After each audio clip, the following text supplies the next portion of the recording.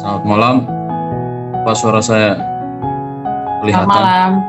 Malam. Kedengaran, Suaranya Bro? kedengaran. Oh, kedengaran. Oke.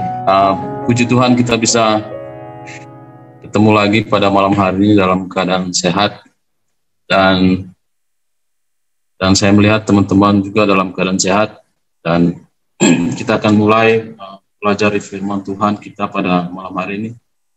Sebelum kita mulai, mari kita berdoa. Bapa kami di sorga, dikuduskan nama Tuhan.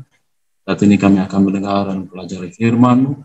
Biarlah Roh-Mu yang kudus yang mengilhami firman-Mu ini akan juga menolong kami untuk bisa mengerti maksud dan rencana-Mu untuk kehidupan kami. Kasihlah kami orang berdosa ini Tuhan. Di dalam nama Yesus Kristus kami berdoa. Amin. Oke. Judul dari pelajaran kita bisa ambil kita bisa baca di dalam Lukas 14 ya, ayat 15 sampai dengan 24. Dan perumpamaan ini juga ada di dalam Matius 22. Matius 22 ayat 1 sampai dengan 14 gitu. Jadi cuma ada di Matius sama Lukas. Tetapi Matius sama Lukas karena mereka punya tujuan teologis masing-masing, jadi berbeda dalam penyampaiannya. Kalau di dalam Lukas kita tidak dikasih tahu siapa yang mengundang ini. Ya, kalau di dalam Matius di sana dia bilang ada seorang raja. Perumpamaan ini bercerita tentang seorang raja. Ayat 2 ya, hal kerajaan sorga seumpama seorang raja yang mengadakan perjamuan kawin untuk anaknya. Tapi kalau di Lukas berbeda, dia cuma bilang ada seorang yang mengadakan perjamuan besar dan ia mengundang banyak orang. Oke, jadi tapi poin dari perumpamaan ini tetap sama, di mana orang yang diundang tidak datang dan akhirnya mengundang orang lain. Tetapi mungkin sebelum kita ke sana, kita akan membaca kisah sebelumnya, sebelum perumpamaan ini ya. Kalau kita baca perumpamaan sebelumnya, perumpamaan tentang penggarap kebun anggur ya, di Matius 21, sebelum perumpamaan di pasal 22 ini. Itu sepertinya perumpamaan tentang penggarap kebun anggur ini sama konteksnya, di mana ada seorang yang dipercayakan untuk menggarap kebun anggur, malah dia membunuh orang yang diperintahkan oleh rajanya untuk mengambil hasil dari kebun anggur itu. Dan kalau teman-teman baca di ayat 43 ya, dari Matius 21, sebab itu aku berkata kepadamu, bahwa kerajaan Allah akan diambil daripadamu dan akan diberikan kepada suatu bangsa yang akan menghasilkan buah kerajaan itu. Jadi, kalau kita lihat, Yesus sedang berbicara kepada orang-orang Farisi, di mana mereka yang harusnya dipercayakan firman Tuhan. Dan kalau teman-teman baca ayat 45 dari Matius 21, di situ dia bilang, ketika imam-imam kepala dan orang Farisi mendengar perumpamaan Yesus, mereka mengerti bahwa mereka lah yang dimaksudkannya. Jadi, apa yang dimaksudkan Yesus terhadap perumpamaan Matius 21 ayat 33 sampai 45 adalah kepada orang Yahudi lah, let's say. Dan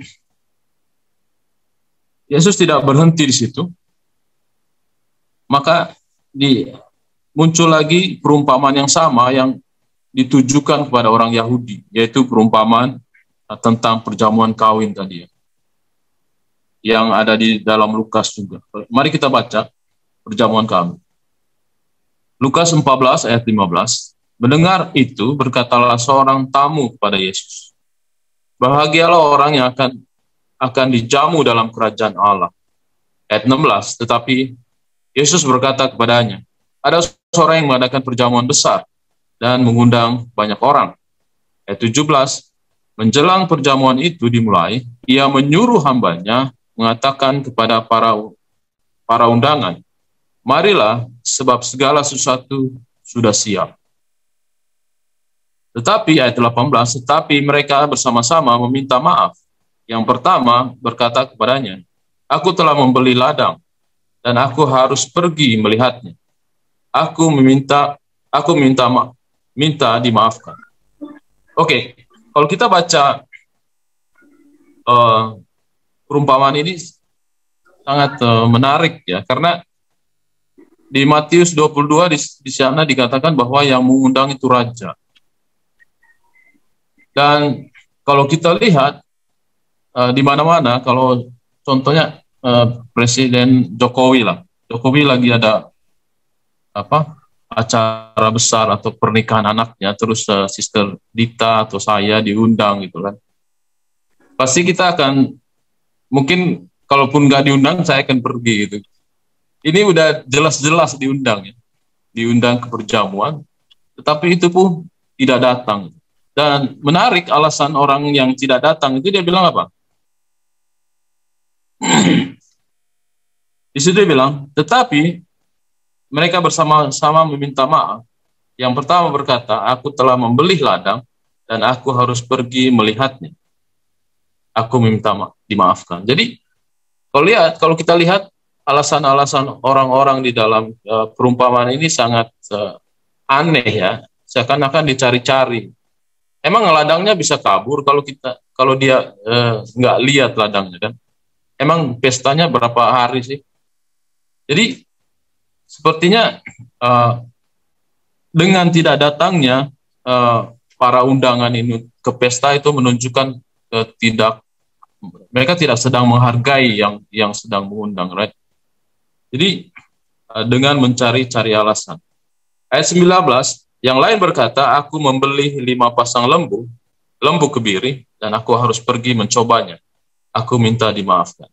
Jadi, kembali alasan demi alasan. Dan kita ingat ya, ada kisah juga di dalam Injil, di mana Yesus memanggil seorang untuk mengikuti dia. Dia bilang, oh aku harus pergi menguburkan orang tuaku dulu kan. Kita tahu kisah itu sebenarnya excuse juga itu, karena tidak mungkin di saat orang tuanya meninggal dia berada di tempat di mana Yesus sedang berbicara. Aku pergi artinya orang tuanya belum meninggal, artinya dia tunggu orang tuanya meninggal baru mau mengikuti Yesus itu. Jadi banyak sekali alasan kalau kita relate di dalam kehidupan kita. Ketika Tuhan memanggil kita untuk datang kepada kebenaran atau berjalan bersama Tuhan, seringkali banyak sekali alasan-alasan yang kita buat di dalam kehidupan kita. Oh, saya masih sekolah lah, saya masih muda, saya masih menikmati hidup, dan saya masih meniti karir gitu. Jadi alasan-alasan itu yang membuat kita, menghalangi kita untuk datang kepada Tuhan. Dan saya teringat juga ketika Musa dipanggil Tuhan. Musa bilang kepada Tuhan, Tuhan, saya tidak pandai bicara. Gitu. Tuhan, apa yang Tuhan bilang?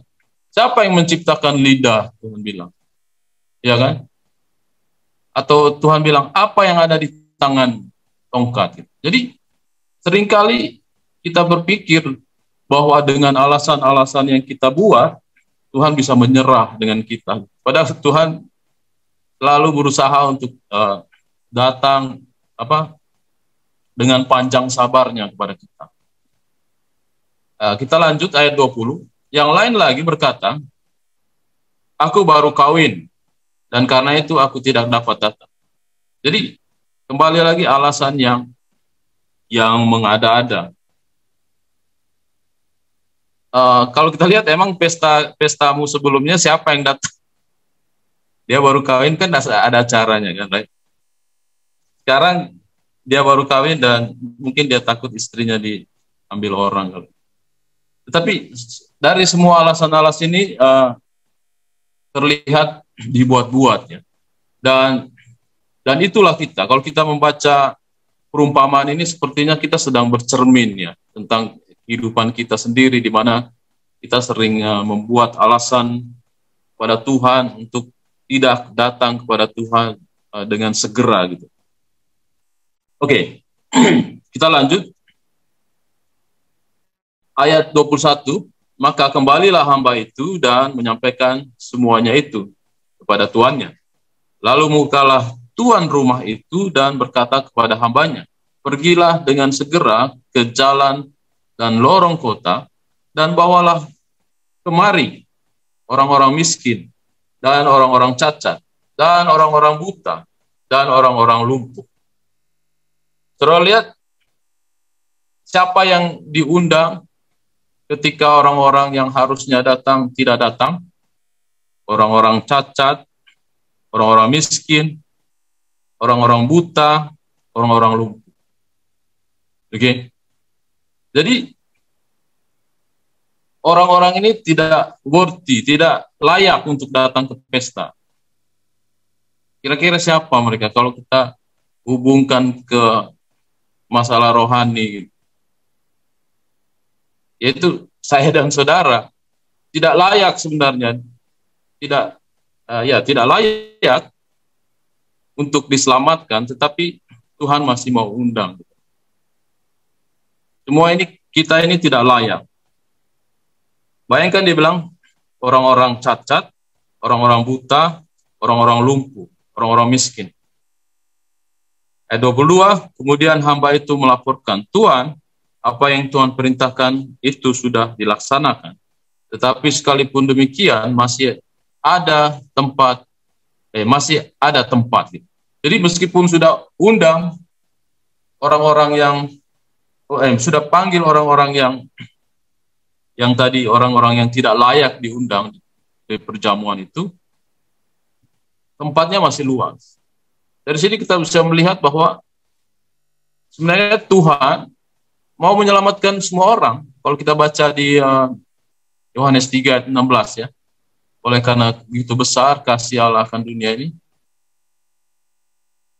barang siapa yang percaya akan diselamatkan. Jadi Tuhan mengasihi seluruh dunia gitu. Bukan beberapa orang. Jadi dari situ kita lihat tempatnya memang untuk semua orang gitu. Tetapi pertanyaannya, apakah semua orang akan datang ke dengan undangan itu? Gitu. Itu semua pilihannya. Dan kembali ke pelajaran sebelumnya yang di Matius 21, di mana perumpamaan tentang penggarap itu adalah Yesus mau menohok orang-orang Yahudi yang di mana mereka dipercayakan firman Tuhan. Kalau kita buka Roma 3 ayat 2. Roma 3 ayat 1 sampai 2 ya. Kelebihan orang Yahudi dan kesetiaan Allah. Jika demikian, apakah kelebihan orang Yahudi dan apakah gunanya sunat? Ayat 2, banyak sekali, dan di dalam segala hal, pertama-tama, sebab kepada merekalah dipercayakan firman Allah. Jadi orang-orang Yahudi ini, pada merekalah dipercayakan firman Allah. Orang-orang yang ditegur Yesus dalam perumpamaan tadi. Dan yang menariknya adalah ketika orang Farisi atau orang Yahudi ini menolak Yesus ketika Yesus datang pertama kali, makanya ayat 43 di Matius 21 berlaku.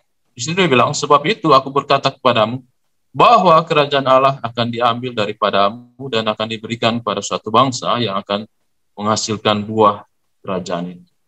Jadi, ketika orang Yahudi diundang Tuhan untuk mau bekerja sama dengan Tuhan, untuk menjadi berkat bagi semua bangsa, mereka menolak itu. Secara personal Tuhan masih menggunakan juga banyak juga orang-orang Kristen Yahudi ya. Dan kitalah yang Tuhan undang sekarang.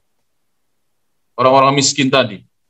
Orang-orang miskin, orang-orang buta, orang-orang lumpuh tadi. Bahkan meski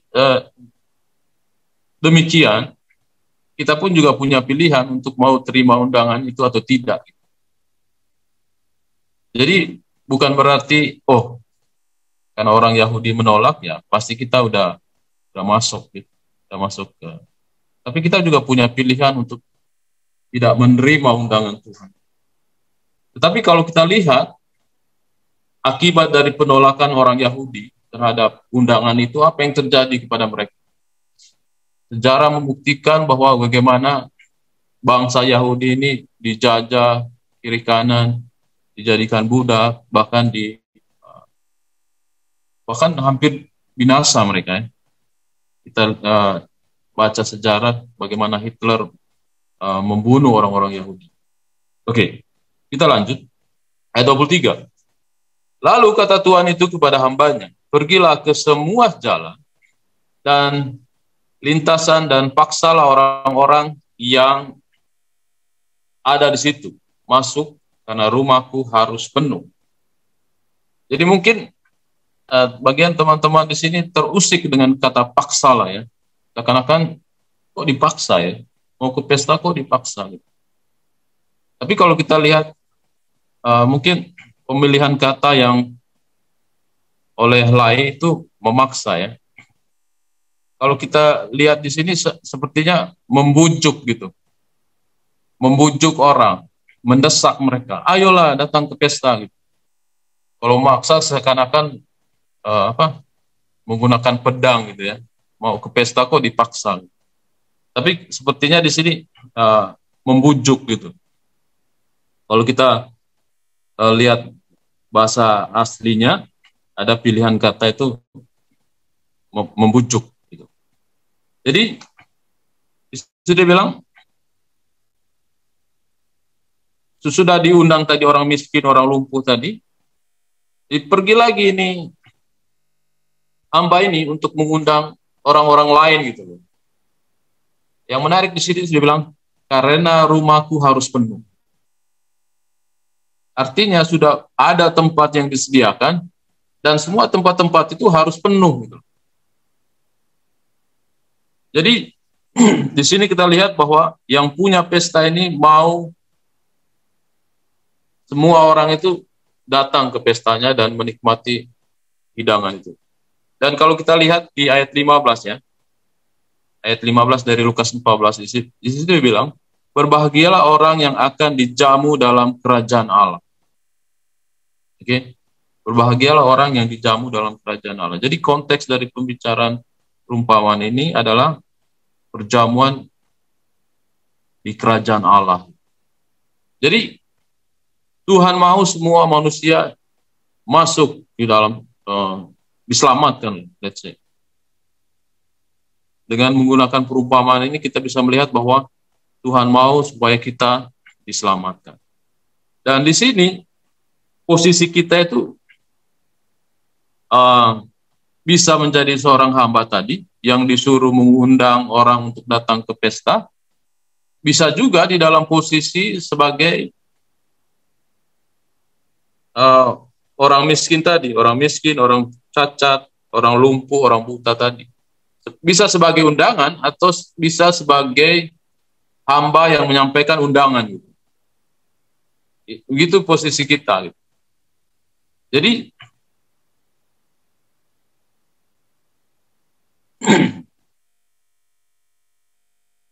kalau kita berposisi sebagai hamba yang disuruh untuk menyampaikan undangan, tentunya kita akan menyampaikan undangan itu dengan apakah kita mencerminkan siapa yang mengundang kita, gitu. Kalau kita pergi mengundang orang terus kasar-kasar, apakah orang akan mau datang ke pesta itu? Tentunya orang akan pikir-pikir juga untuk datang ke pesta itu. Tetapi dengan cara kita mengundang orang ke sebuah pesta akan membuat orang tertarik. Itulah yang tugas kita masing-masing sebagai pengikut Kristus untuk mencerminkan karakter dan tabiat Kristus di dalam kehidupan kita. Dan ketika orang melihat kita, mereka akan melihat Kristus di dalam kita dan mereka mau datang kepada Kristus. Dan kalau posisi kita sebagai yang diundang, yaitu orang-orang yang tidak layak. Yang tidak layak tadi, ya tentunya harus datang ke pesta itu dengan senang hati kan. Yang harusnya tidak diundang, malah diundang. Contohnya tadi ya, Sis Dita lagi. Kita suka pakai Sis Dita karena dia tidak tersinggung orang. Jadi, jadi kalau Sis Dita nggak diundang sama Jokowi kan, terus akhirnya diundang. Pas Pampres datang ke rumahnya. Kamu disuruh Pak Jokowi ke ini. Oh, senang sekali dia. Jadi itulah yang dirasakan dari orang-orang yang diundang ya, yang tidak layak diikutin pesta tetapi diikutin atau diundang. Ayat 24, sebab aku berkata kepadamu, tidak ada seorang pun dari orang-orang yang telah diundang itu akan menikmati perjamuanku. Jadi orang-orang yang awal tadi, ayat 24 tadi, yang diundang justru tidak datang, mereka tidak akan menikmati perjamuan Tuhan. Dan itulah, tapi kalau kita bandingkan Matius 21 tadi, perumpamaan yang sama ini berbeda, dia punya pelajaran teologisnya ya. Matius 22. Kalau di situ diceritakan bahwa orang yang mengundang pun dibunuh sama yang diundang gitu. Orang yang mengundang malah dibunuh.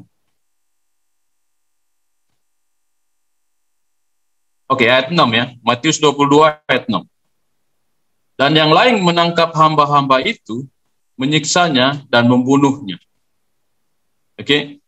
Berbeda dengan yang di Lukas tadi. Di Lukas tadi tidak ada kisah cerita pembunuhan atau penyiksaan kepada hamba-hamba. Cuma menolak aja dengan berbagai alasan. Tapi kalau di Matius 22, hamba itu disiksa dan dibunuh. Maka ayat 7 di situ bilang, maka murkalah raja itu lalu menyuruh pasukannya ke sana untuk membinasakan pembunuh-pembunuh itu dan membakar kota mereka. Ayat 8, sesudah itu berkatalah hamba-hambanya itu, perjamuan kawin telah tersedia dan orang-orang yang diundang tidak layak untuk itu. Sebab itu pergilah ke persimpangan. Oke. Sampai di sini sama dia punya poinnya. Tapi di ayat 11, di situ dibilang, ketika raja itu masuk, bertemu dengan tamu-tamu itu, tamu-tamu yang tidak layak itu tadi, ia melihat ada seorang yang tidak berpakaian pesta. Oke. Kalau di Lukas tadi tidak sampai di sini kisahnya. Ia melihat ada seorang yang tidak berpakaian pesta. Lalu ayat 12 ya. Ia berkata kepadanya, "Hai saudara, bagaimana engkau masuk kemari dengan tidak mengenakan pakaian pesta?" Tetapi orang itu diam saja. Ayat 13, lalu kata raja itu kepada hamba-hambanya, ikatlah kaki dan tangannya dan campakkanlah orang itu ke dalam kegelapan yang paling gelap. Di sanalah kan terdapat ratap dan kertak gigi. Jadi kalau kita lihat dalam perumpamaan ini, menghadiri pesta bukan menjadi jaminan kita ada di dalam pesta gitu. Udah terima undangan ini, tetapi yang menjadi masalah ternyata ada yang hadir pesta itu harus menggunakan pakaian pesta gitu. Oke. Ayat 14, sebab banyak yang dipanggil tetapi sedikit yang terpilih. Jadi itu yang menjadi perbedaannya di dalam Lukas dan di dalam Matius. Ternyata orang yang menghadiri pesta itu harus menggunakan pakaian pesta. Dan kalau kita lihat juga di dalam Wahyu kalau nggak salah, di mana kita akan dikenakan pakaian putih, pakaian kebenaran. Jadi bukan kebenaran kita yang kita bawa bukan pakaian kita yang kita bawa ke surga, tetapi kebenaran Kristus yang akan kita pakai. Mungkin teman-teman yang ingat ayatnya bisa nanti dalam diskusi kita akan sampaikan itu, di mana kita akan menggunakan pakaian yang Yesus kenakan gitu pada kita. Itu yang menunjukkan bahwa kebenaran Kristus lah yang kita pakai, bukan karena kebenaran kita, bukan karena hasil usaha kita untuk bisa masuk ke dalam perjamuan tadi itu.